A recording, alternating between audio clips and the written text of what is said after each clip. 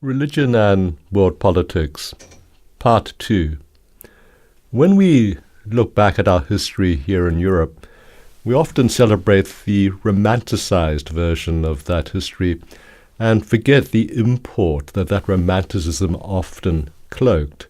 For instance, when we have films, when we read the books of Alexandre Dumas, particularly The Three Musketeers, or we see a 3+1 swashbuckling, sword-bearing gentleman, usually of an exquisite handsomeness.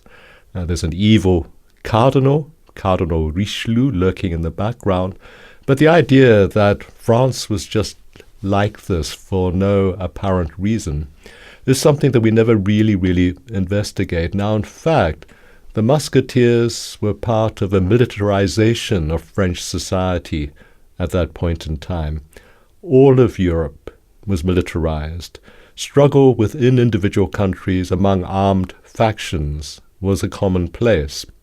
And the idea of an all-powerful cardinal, someone who was the power behind the throne, someone whose power, in fact, was often greater than the power emanating from the throne, this was something which demarcated a Europe caught up in what we call the 30 Years' War.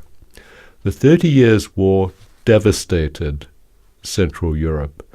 Although France itself was spared mass destruction, it was militarized in order to avoid having to be plunged into the chaos that surrounded Germany in particular.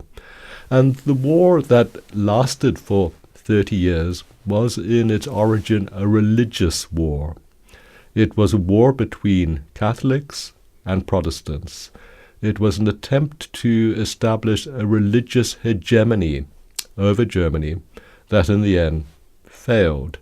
And the peace treaty that arose from the struggle, what we call the Treaty of Westphalia in 1648, was not really one treaty but a series of treaties that were arrived at in a very protracted, laborious, and really quite painful manner. But it was a treaty that was the result of a convention of all of the states in Europe. At that point in time, there were several hundred states.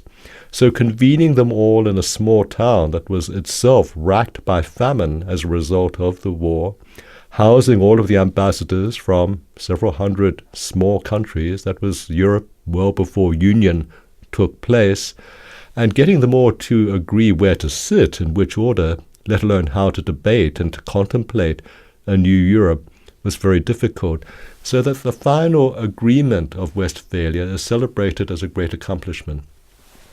And I think that there were some half-dozen central breakthroughs in international relations as a result of the Treaty of Westphalia.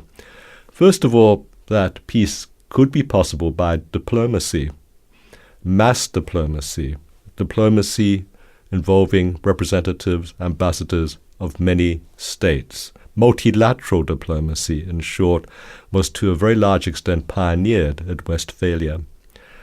However, powerful states within the Congress that convened in Westphalia formed a concert of power. So the concert within the Congress became a feature of modern international relations, which stays with us to this day. The Security Council in the United Nations is an example precisely of that. But what was really important to end the struggle between religions was the recognition that domestic policy within one state should not be the concern of other states. States had a right to practice what they wanted to within their own borders. Therefore, what you had was the recognition of what we now take for granted as sovereignty. And within this sovereignty, each state was entitled to develop its own personality. So what this meant, fifthly, was that in a Europe with these recognitions, with the recognition that each state could domestically achieve its own personality, the idea of trying to achieve a hegemony of one religion over another fell away. so that you have for the first time the advent of a secular state system. And it being a secular state system, what Westphalia accomplished in the longer term was the liberation of thinkers to think in universal terms that were truly philosophic rather than religious. Without Westphalia, the Enlightenment and the thinking that came out of that would not have been possible. The Westphalian state system, as we call it, lasted to the present day. Indeed, in his latest book, probably his last book, Henry Kissinger does a root and branch defense of the Westphalian state and its state system. But he sees the flaw in the system.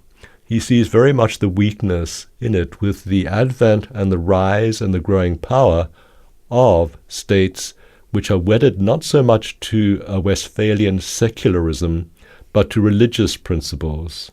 It's as if the wicked old fox finally realizes that all his years defending states like Saudi Arabia might now come home to roost. Kissinger's book was written before the advent of what we now call Islamic State, which we will consider at a later point in these lectures.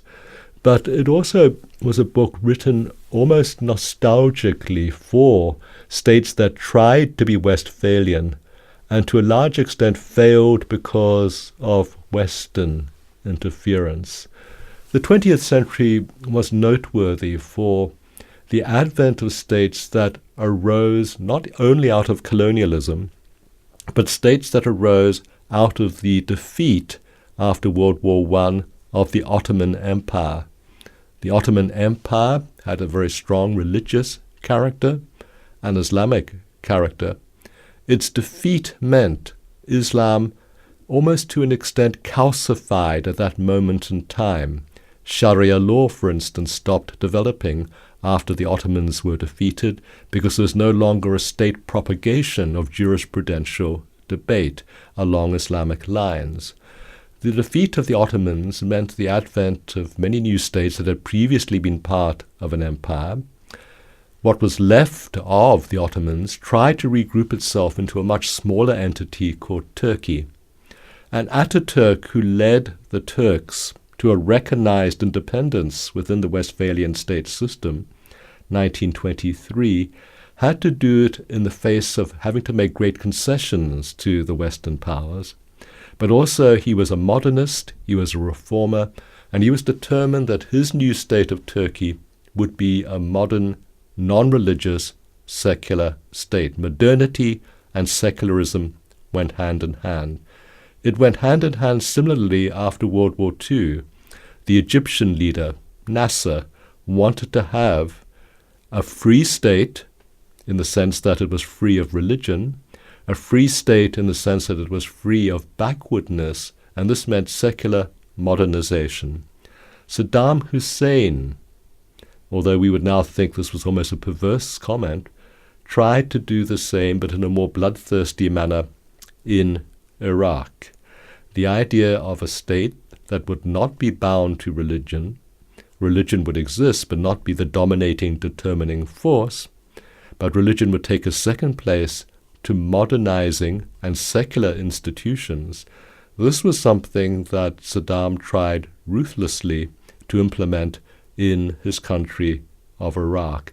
Countries that had sprang up from poverty, from disunity, and from religious backwardness were now being propelled dictatorially towards a form of Westphalianism, towards a form of secularism. With the defeat of people like Saddam, great irony in our modern history, the Islamic genie is being unleashed again, and Kissinger was right. It now will begin to challenge the Westphalian state system.